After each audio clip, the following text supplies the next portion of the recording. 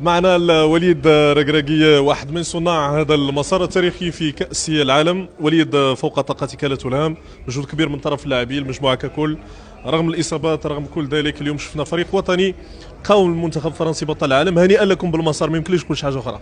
لا لا، اللي مهم هي حطينا الماكسيموم. شوف الدراري تقاتلوا حتى الدقيقه الاخريه كنا باغيين نديوها. حنا فرقه اللي قويه، اللي كتعرفش كدير، كتسنى غدير اون ايغور. هادشي اللي درنا في اول الماتش.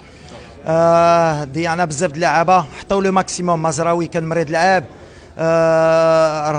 غنم سايس تا هو شفتي خرج دغيا. بحال اللي دخلوا حطوا له ماكسيموم. ما عندي ما نقول، ملي كيحطوا الماكسيموم كنا نقدروا نسجلوا. دوماج ما جاش هذا البوت باش يعاوننا، بحال ما كتبش. اللي مهم هي حطينا الماكسيموم.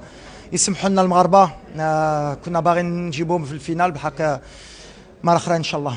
أكيد وليد، رحلة متواصلة، الأمل هو أن نكونوا ثالث العالم. مباراة